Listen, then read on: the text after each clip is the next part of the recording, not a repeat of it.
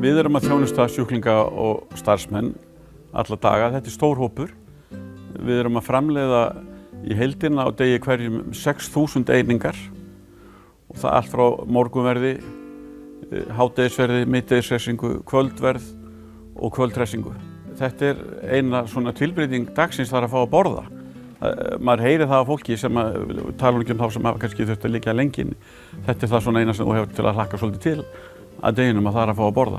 Við erum þarna 3 næringarfræðingar sem að vinnum að því að hjálpa kokkunum við að setja saman matseðilinn.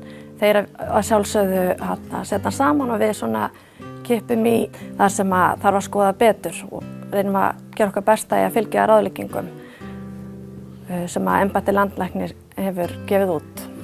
Að þetta stór partur af vinnudeginum að það að fara saman í mat og það þarf auðvitað að vera þannig að fólki langi það virkilega og hlakki til. Þetta á að vera notaleg stund. Næring svo rosalega mikill partur af meðferð sjúklings. Bara hversu geggjað það að geta haft það að markmiði að bæta heilsu og hjálpa þeim að líða betur á spítalanum. Og á sama tíma líka þjónustað starfsfólki sem að vinna alla daga, allan ársins hring. Við getum þakka honum Viktori deildarstjóra heilmikið fyrir það að hann hefur lagt mikla áherslu á stöðugar umbætur á öllum sviðum deildarinnar og hann hefur hvatt okkur til að hlusta og vera forvitin og við höfum gert það í formi þjónustukannana bæði fyrir sjúklinga og starfsfólk. Við erum grúpa af fólki sem erum að setja saman matseðla fyrir sjúklinga og svo önnur grúpa sem að setja saman matseðla fyrir starfsmenn. Þetta eru ólíkar þarfir, það ekki nokkuð spurning. Og það bara ótrúlega gaman að koma til vinnu. Já. Af því að það engin dagur eins. En við leggjum bara mjög mikið upp á því að fólki líði vel og þetta sé skemmtilegt. Þú býrð ekki til góða mat í fílu, sko. Það ekki hægt.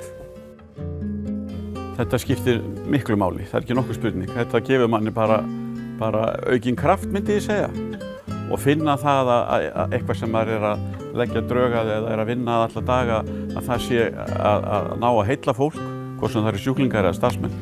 Það gefur manni mjög mikið, ekki nokkuð spurning.